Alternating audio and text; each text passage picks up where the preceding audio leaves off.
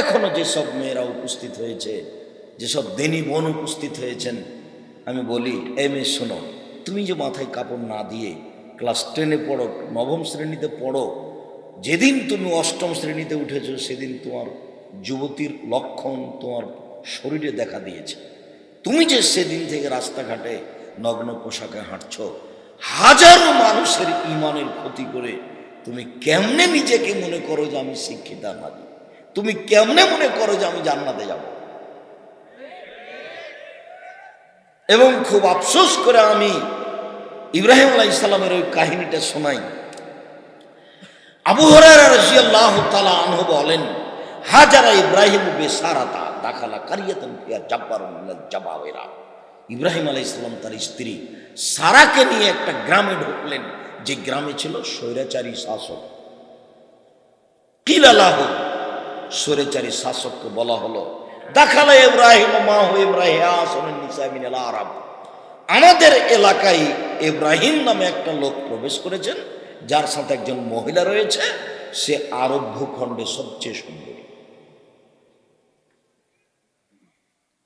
সে আরব ভূখণ্ডে সবচেয়ে সুন্দরী। এই কথাতে বিদ্বানগণ বলতে চাচ্ছেন যে হাওয়া থেকে নিয়ে কিয়ামত পর্যন্ত যত মহিলা এসেছে, যত মহিলা আছে, যত মহিলা আসবে, সবার চেয়ে সুন্দরী সারা।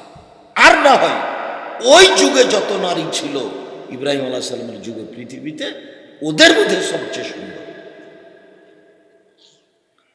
তো বলা হলো, মানে হে আল্লাহ, তোমার সাথে যে মহিলা আছে এ কে? তখন ইব্রাহিম আলাইহিস সালাম বললেন, হে উখতি, সে আমার বোন। সুমারা যাই এলাইহা। তারপরে তার কাছে হেঁটে গেলেন। হেঁটে গিয়ে বলছেন, শোনো, আন্নি আখবারতুহুম আন্নাকা উখতি, আমি বলে দিয়েছি তুমি আমার বোন। ফালা তুকাদ্দিবি বিহাদিসি, তুমি আবার আমাকে মিথ্যুক প্রমাণ করো না। এখন তুমি যদি বলো এটা আমার স্বামী, তাহলে আমি মিথ্যুক হয়ে যাব, কথা দুরকম হয়ে যাবে। মনে রেখো সারা, ইন আলাল আরজে মুমিনুন গায়রু গায়রুকে, এই মাটির ওপরে মাত্র 2জন মুসলমান, আমি আর তুমি। এই হিসাবে আমরা ভাই বোন বটে, মাটির উপরে 2জন মুসলমান ছাড়া আর কেউ মুসলমান নেই। আমরা মাত্র 2জনই, এই হিসাবে আমরা ভাই বোন বটে। এটুকু বলার পরেও নিজের স্ত্রীকে রক্ষা করতে পারলেন না। ফারসালা বিহা ইলাইহি, তিনি তার স্ত্রীকে স্বৈরাচারী শাসকের কাছে পাঠিয়ে দিলেন। ফাকামা, স্বৈরাচারী শাসক তাকে ধরার জন্য দাঁড়ালো। তিনি বললেন, থামেন। তুসাল্লি, তিনি অজু করলেন, 2 রাকাত সালাত আদায় করলেন।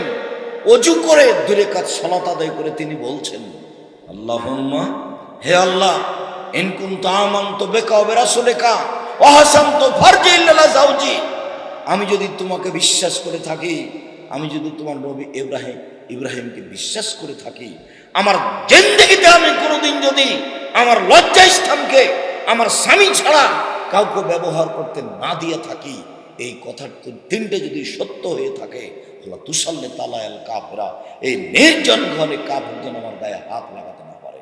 কথা শেষই হয়নি, অজ্ঞান হয়ে পড়ে গেছে স্বৈরাচারী শাসক। হাদিস বুখারী মুসলিম। আপনি আমার দিনী বোন, আপনার এমন সাহস হয় বলতে পারবেন, এখন আপনি ছোট ব্লাউজ পরে আছে, আপনার পেটটা সবাই দেখতে পায়। কি বলবেন আপনি? আল্লাহকে আপনি কি বলবেন? তুমি একটা মেয়ে মাস্টার ডিগ্রি পাস করে আজকে বক্তব্য শুনতে এসেছ। আব্দুর রাজ্জাক সাহেবের বক্তব্য অনেক ভালোবাসো, খুশি হলাম, ভালো কথা, অনেকেই ভালোবাসে, যার কারণে হাজারো লাখো জনগণ উপস্থিত। তো আসলে এইভাবে থেকে মাথা চুল জাতিকে দেখিয়ে, অঙ্গ প্রত্যঙ্গ জাতিকে দেখিয়ে তুমি কি মনে করো যে আমি একটা কথা বললে আল্লাহ মেনে নেবেন? তোমার কি সাহস হয়? দেখো না বলার ঢং কি, বলার ঢংটা কোন দেখেছো? মানে ভাবে মনে হচ্ছে যে আপনি বাধ্য, ওই জন্য আমার গায়ে হাত লাগাতে না পারো। এক, আমি তোমাকে বিশ্বাস করি, তুমি যে আল্লাহ, এটা আমি মেনে নিয়েছি। 2, ইব্রাহিম নবী। আমি বলি না ইব্রাহিম আমার স্বামী, আমি বলছি ইব্রাহিম নবী। 3, জিন্দেগিতে আমি কোনোদিন জেনা করিনি, অপর পুরুষের সাথে আমি কোনোদিন মিশিনি। এই 3টে কথা যদি আমার সত্য হয়ে থাকে, তাহলে এই জন্য আমার গায়ে হাত লাগাতে না পারে। তার বলার ঢংটা দেখছেন,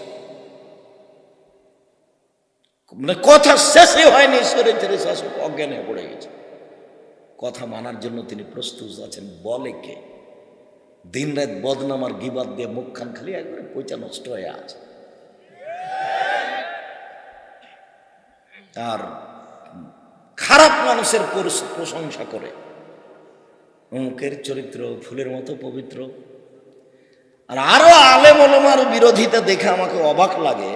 কিছু আলেম ওলামা, কিছু মানুষ যখন বিরোধিতা করে, তখন আমাকে দেখে মনে হয় আমাকে যে মনে হয় এতে নেকি পাবে। এত বদনাম করছে কেন? এর এত বদনাম করাতে কি আছে?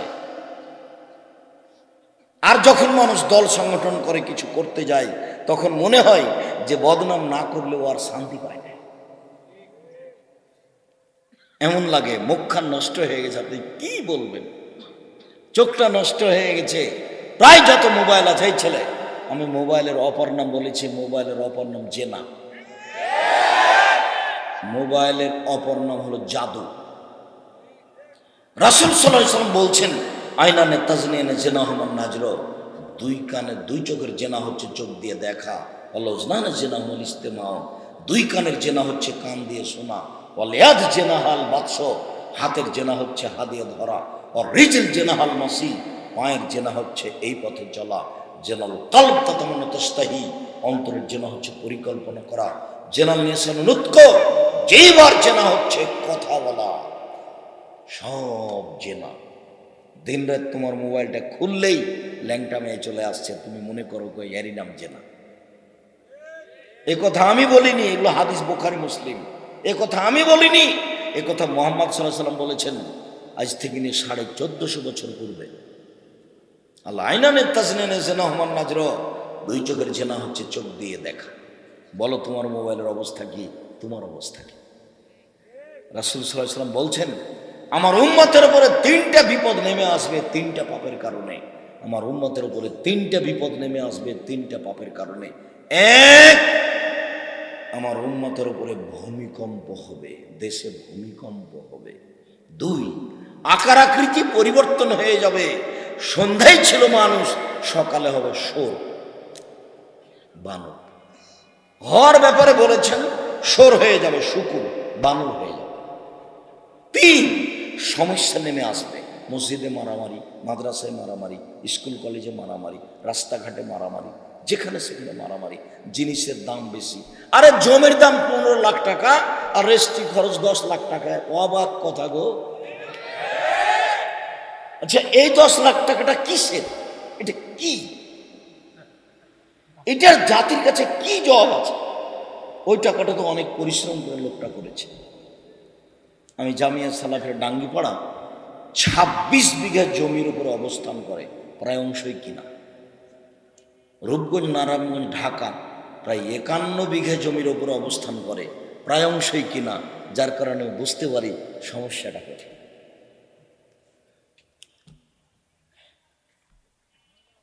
জামিয়া সালাফিয়া তেঘরা, বিরল, দিনাজপুর 18 বিঘা জমির উপর অবস্থান করে, সবই কিনা।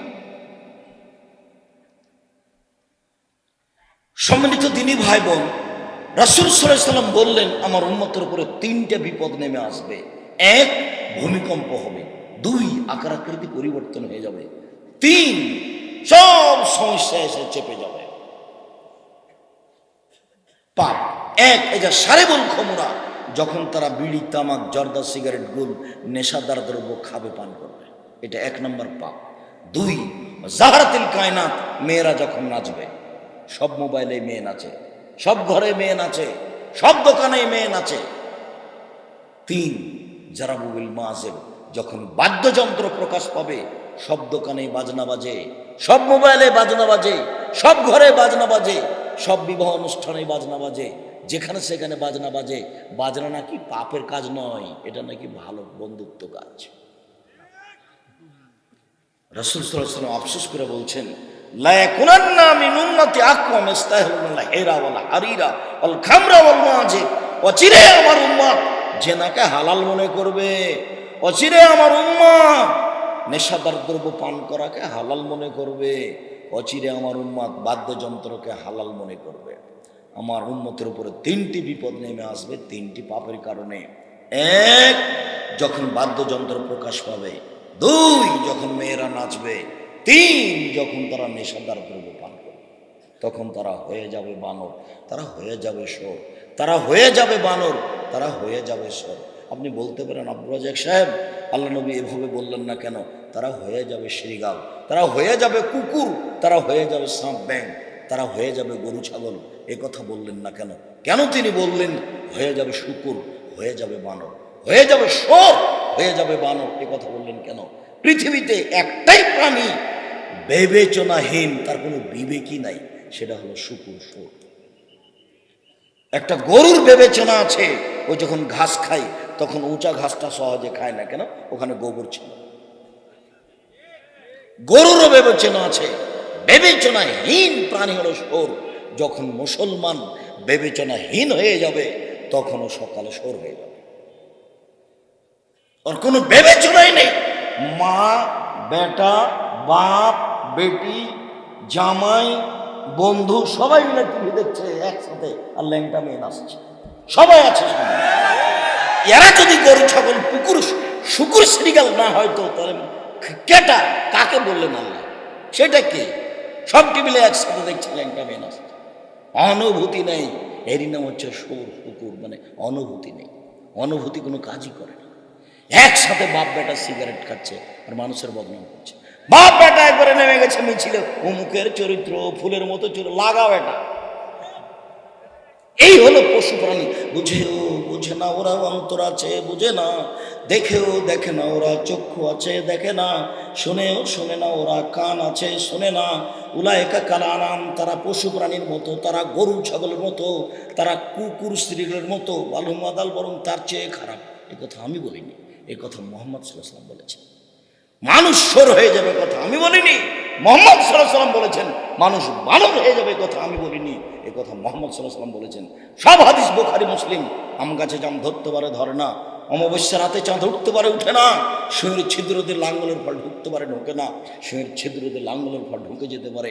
আম গাছে জাম ধরে যেতে পারে, অমাবস্যা রাতে চাঁদ উঠে যেতে পারে, এগুলো ঘটে যেতে পারে। আমি যেটা বলছি এতে সন্দেহ আছে বলে কিয়ামত পর্যন্ত চেষ্টা করলে সরিষা ঢোকানো যাবে না। যা বলছি তাই থাকবে, তার নাম দেখা। দীর্ঘদিন থেকে বলে আসছি, জাতির যদি রাস্তাঘাট করে দিতে না পারি, জাতির যদি স্কুল কলেজ করে দিতে না পারি, জাতিকে চূড়ান্ত সঠিক ধর্ম দিতে পারবো ইনশাআল্লাহ। ধর্মের ব্যাপারে জাতিকে ফাঁকি দিয়ে পরকাল হারাতে রাজি নয়। এই এজেন্ট নিনি, এই জিম্মেদারি নিনি। সন্দেহযুক্ত ধর্ম কোনোদিন প্রচার করতে আসেনি। সে যে যাই বলুক, বলেছি ঠান্ডা, পেপসি, আরসি, কোকোকোলা, মদ কোনোদিন এখান থেকে ফিরে আসা লাগবে না। বলেছি 7 ভাগে কুরবানি চলবে না, এখান থেকে ফিরে আসা লাগবে না। বলেছি 7 দিনের পরে আকিকা চলবে না, এখান থেকে ফিরে আসা লাগবে না। বলেছি রুকুই রাকাত, এখান থেকে আমাকে ফিরে আসা লাগবে না। আমি আব্দুর রাজ্জাক বিন ইউসুফ তদন্ত করিয়ে ফতোয়া বোর্ড চালাই। 26 বছর থেকে ফতোয়া লিখি কলমে, আর 2016 সাল থেকে ফতোয়া বোর্ড পরিচালনা করি। আর যারা সামনে বসে থাকে তারা দেশের বিদেশের বড় বড় আলেম ওলামা, এক একজনের খরচ বেতন আছে প্রায় 80,000 টাকা, বেতনই আছে 65,000 টাকা, আর বাকি এমনি খরচ আছে দিন রাত।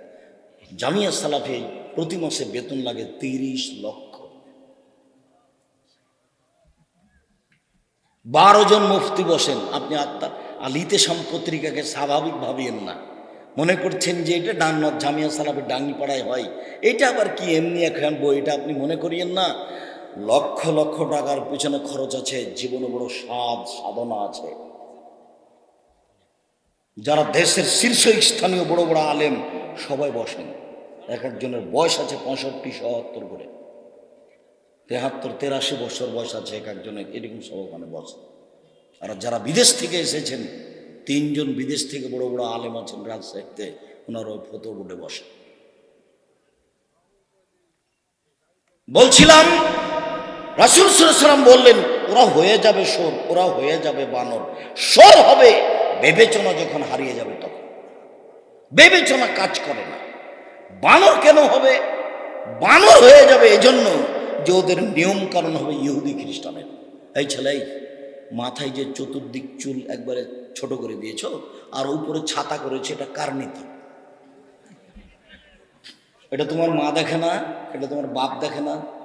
তোমার মা নাই, তোমার বাপ নাই। আমি তোমাকে হয়তো বা বুঝাতে পারিনি, আমি তোমাকে কোনোদিন কষ্ট দিইনি, তোমার মাকে আমার তোমার বাপকে আমি কোনোদিন কষ্ট দিতে চাইনি, আসলে আমি বুঝাতেই পারিনি, এটাই ঠিক। আমি যে বুখারী মুসলিমের হাদিসটা পেশ করলাম, যে জাবের রাদিয়াল্লাহু তাআলা আনহু বলছেন যে রাসূলের সাথে আমরা যুদ্ধ করে আসলাম, মদিনায় ঢুকবো। তখন আল্লাহ রাসূল বললেন, এই সবাই থামো, এখানে রাতে থাকো, সকালে বাড়িতে যাও। তো আমি জাবের বললাম, আল্লাহর নবী আমাকে বাড়ি যেতে দেন, আমি নতুন বিবাহ করেছি। তো আমি এই কথাটা বলতেই আল্লাহ রাসূল আমার সাথে এইভাবে কথা বলতে লাগলেন। তিনি বলছেন, ও আচ্ছা, নতুন বিবাহ করেছো, বিক্রানাম সাইয়্যিদ। তো তুমি কুমারী মেয়ে বিবাহ করেছো না তালাক প্রাপ্ত মেয়ে বিবাহ করেছো? কুমারী করেছো না তালাক প্রাপ্ত করেছো?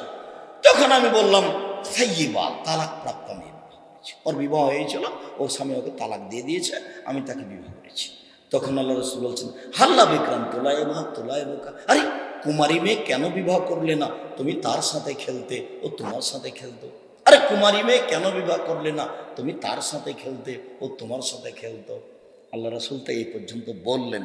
এখন দেখেন জাবের কি বলেন। জাবের রাদিয়াল্লাহু তাআলা আনহু বলছেন, আল্লাহর নবী আমার বাপ উহুদের যুদ্ধে শহীদ হয়েছে, 6টা মেয়ে রেখে গেছেন, আমার 6টা বোন। তো আমার বউটা আমার বোনের বয়সের হোক, এটা আমি চাই না। 4টা কারণে, এই 4টাই তোমার মাকে করতে হবে, এই 4টাই তোমার বাপকে করতে হবে। আমি 4টা কারণে কম বয়সের মেয়ে বিবাহ করতে চাইনি। এক, তোয়াদ্দেবহন না, আমার স্ত্রী যেন ওদের শিষ্টাচার শেখাতে পারে, কিভাবে খাবে, কিভাবে বসবে, কিভাবে বাড়িতে ঢুকবে, কিভাবে বের হবে। ওরা আমার স্ত্রী যেন আমার বোনদেরকে কি করতে পারে, শিষ্টাচার শেখাতে পারে। এক, দুই, অতোয়াল্লে মোহন না, আমার স্ত্রী যেন আমার বোনদেরকে দিন ধর্ম শিখিয়ে দিতে পারে। পেশাব করতে বসলে এই দোয়া পড়তে হয়, পেশাব পায়খানা থেকে উঠলে এই দোয়া পড়তে হয়, ঘুমানোর সময়তে দোয়া পড়ে ডান কাতে শুতে হয়, জুতা স্যান্ডেল পরলে ডান পায়েরটা আগে পড়তে হয়, খোলার সময় বাম পায়েরটা আগে খুলতে হয়।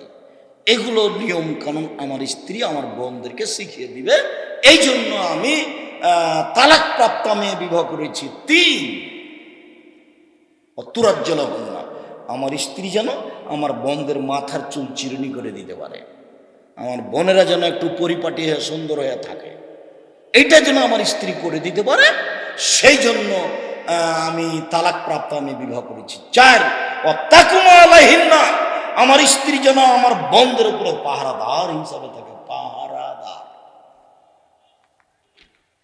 তুমি বলো এবার, এই ছেলে তুমি বলো, তোমার বোন এখানে বসে আছে, ক্লাস 10-এ পড়ে, মাথায় কাপড় নেই, এবার তুমি বলো যে আমার মাও আছে বেঁচে।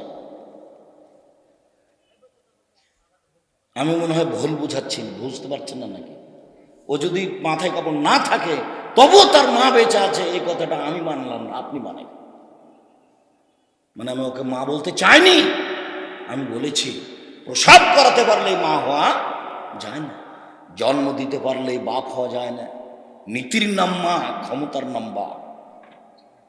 আমি যদি বুঝাতে না পারি, আবারও বলছি, হাদিস বুখারী মুসলিম, জাবের বলছেন যে আমি তালাক প্রাপ্তা মেয়ে কেন বিবাহ করলাম। আপনার মনে হয় বুঝতে পারেন না। আল্লাহর নবী তো বললেন যে আচ্ছা, আরে কুমারী মেয়ে কেন বিবাহ করলে না? তুমি তার সাথে খেলতো, তোমার সাথে খেলতো। সংসারের বিবাহের একটা স্বাদ থাকে, সেটা আল্লাহ নবী বলছে, কিন্তু সেই স্বাদের কথা জাবের বললেন না। যখন জাবের এভাবে বললেন, তখন কথাটা আল্লাহ রাসূল মেনে নিন। আমি এই 4টা কারণে বয়সের মেয়ে বিবাহ করেছি, আমার বোনদের বয়সের মেয়ে বিবাহ করিনি। তোমাকে আমি কষ্ট দিতে চাইনি যুবক, তোমাকে আমি কষ্ট দিতে চাইনি। এখানে তোমার বোন বসে আছে, মাথায় কাপড় নেই, বলো এর জন্য দায়ী তোমার বোন না তোমার মা? ভুল বুঝিও না। এটাই ঠিক যেটা বলেছি, জাতির সামনে যে কথা বলেছি সে কথা ফেরত নিতে হবে না। এই ছেলে বসো, খুব কষ্ট হলেও কিছুক্ষণ বসে থাকবেন, যতই কষ্ট হোক। মানে মানুষ অনেক, জায়গা কম, চাপাচাপি হয়ে বসে আছেন, কিছুক্ষণ হতে পারে। আমি তো আর আব্দুল্লাহ বিন ফজল নই যে সারা রাত বক্তব্য দিব। কাজে আপনার কষ্টের প্রয়োজন নাই, কষ্ট হবে না। একটু ধৈর্য ধারণ করে বস কিছুক্ষণ থাকলেই দেখবেন যে আলোচনা শেষ হয়ে গেছে। ধৈর্য শব্দটা খালি শুনলেন, কোনোদিন দেখাতে পারেননি। আমারও মনে হয় যে আমি তো দীর্ঘদিন থেকে 88 আগস্টের 20 তারিখ থেকে আমি শিক্ষক। 88 আগস্টের 20 তারিখ থেকে আমি শিক্ষক। 88 আগস্টের 20 তারিখ রোজ বুধবার বিকাল 3টে থেকে আমি শিক্ষক। তো আমি খুব শক্ত মেজাজি শিক্ষক। আমি যদি ক্লাসে ঢুকি, 500 যদি ছাত্র থাকে, কোনো ছাত্র যদি কোনো ছাত্রের গায়ে এভাবে চিমটি মারতে পারে, হাত লাগাতে পারে, আমি শিক্ষকই নই, আমি পড়াতেই যাব না। যতক্ষণ আমি ক্লাসে থাকবো ওই ক্লাসটা কিয়ামতের মাঠ। আমি কোনো স্বাভাবিকভাবে ক্লাসে যাই না। এবং আমার সাবজেক্ট ছেলে না পড়ে, লিখা না করে নিয়ে চলে আসবে, এই ধারণা আমি করি না। একজন শিক্ষক উনি ক্লাসে গেলেন, বাংলা সাবজেক্ট পড়াতে গেলেন, 4 ক্লাস বাচ্চা ছেলে, ক্লাসে গিয়ে দেখলেন 30টা ছেলের মধ্যে 4টা খাতা আনেনি। আমি মনে করি ইনি যোগ্য শিক্ষক নন। ছাত্র তাকে মানে না, তার প্রমাণ এটা। 2-1টা ভোলা ভালা হতে পারে, এমন ভাবে ছাত্র থাকবে প্রতিদিনই সবটাই খাতা আছে, তার নাম শিক্ষক, তার নাম ক্ষমতা। সম্মানিত দিনী ভাই বোন, আমি এই কথাটা খুব জোরালো ভাবে আপনার কাছে, আপনার স্ত্রীর কাছে রেখে দিলাম। জাবের বলছেন, আমার স্ত্রী যেন আমার বন্ধের জন্য পাহারাদার হতে পারে। হাদিস বুখারী মুসলিম। কি করবেন, অনেক কষ্ট করে বক্তব্য শুনতে এসেছেন, এটুকু নিয়ে গেলেই হবে। আল্লাহ রাসূল বলছেন, আয়েশা রাদিয়াল্লাহু তাআলা আনহা বলছেন যে আল্লাহর নবী একদিন আমাদেরকে চন্দ্র সূর্য গ্রহণের সালাত আদায় করালেন। অনেক সময় ধরে চন্দ্র সূর্য গ্রহণ, 2020 সালের করোনা ভাইরাসকে লক্ষ্য করে আমরা সালাতের আলোচনা করে আসছি।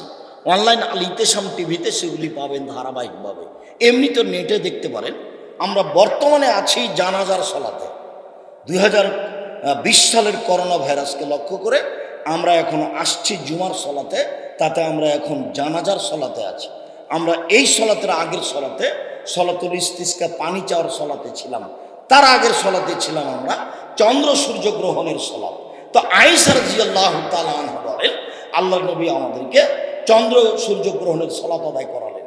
তো সালাতের মধ্যে দেখলাম যে উনি কি নিলেন, এভাবে সালাতের মধ্যে এভাবে নিলেন, আবার দেখলাম পিছিয়ে পড়ছে। তো যখন উনি সালাম ফিরলেন, তখন আমরা বললাম যে ইয়া রাসূলুল্লাহ, তারা বলতে শাইয়ান ফি মাকামিকা হাজা, মনে হলো যেন আপনি এখান থেকে কি নিলেন, এরকম মনে হলো। সুম্মা রাআইনাকা তাকাকা, তারপর দেখলাম আমরা হঠাৎ করে পিছিয়ে উঠে গেলেন। কেন এটা? তখন উত্তর বলছেন, দেখেন শোনো, ইন্নী রাআইতুল জান্নাত, আমি সালাতের মধ্যে জান্নাত দেখলাম।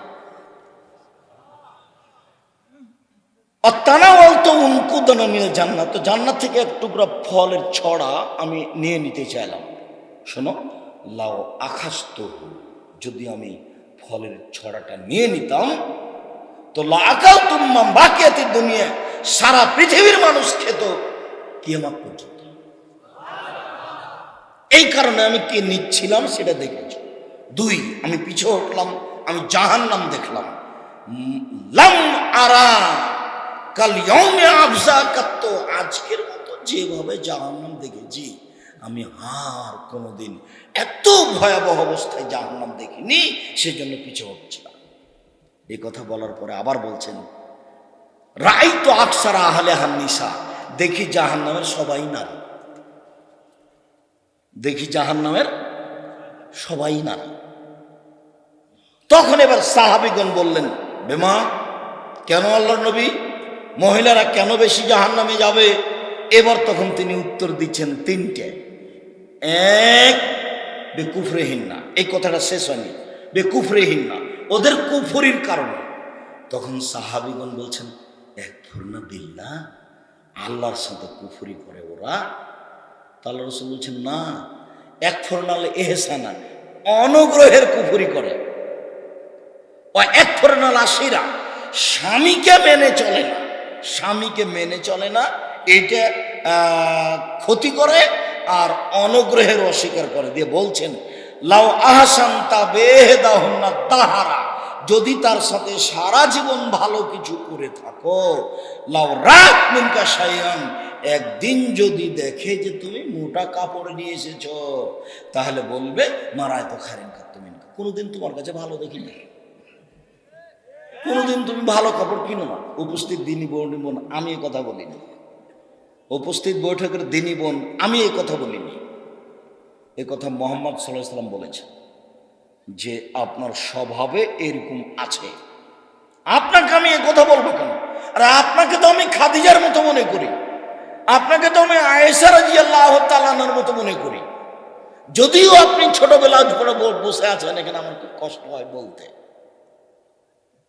আপনার পেট দেখা যায়, পিঠ দেখা যায়, মাথার চুল দেখা যায়, জাতিকে আপনি পাপী করেন, জাহান্নামের দিকে ঠেলে দিচ্ছেন, তারপরেও আপনি কষ্ট পাচ্ছেন। সেজন্য কথাটা ফিরিয়ে নিয়ে বলছি যে আপনাকে আমি খাদিজার মতো মনে করি। খাদিজা রাদিয়াল্লাহু তাআলা আনহার কথা আপনাকে আমি কত শোনাইলাম। আবু হুরায়রা রাদিয়াল্লাহু তাআলা বলছেন, যা জিবরাইল ইলা নবী সাল্লাল্লাহু আলাইহি ওয়াসাল্লাম, জিবরাইল আসলেন নবীর কাছে। জিবরাইল এসে বলছেন, হাজিহি খাদিজা, ওই যে খাদিজা আতাত ইলাইকা, আপনার কাছে আসছে।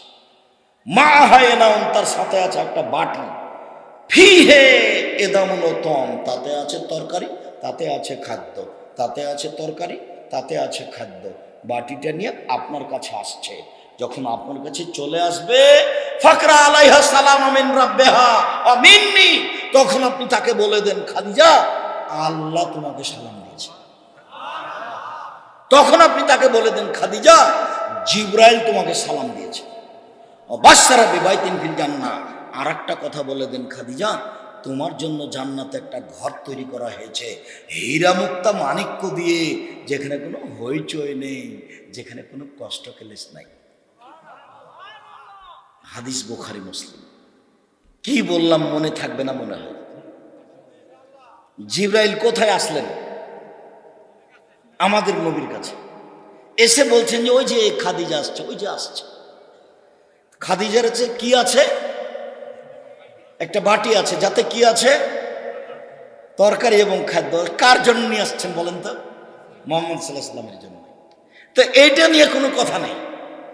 এই কথা হলো এই যে আসলে আপনি একটু বলবেন যে আল্লাহ তোমাকে সালাম দিয়েছে, আর আসলে আপনি একটু বলবেন যে জিবরাইল তোমাকে সালাম দিয়েছে।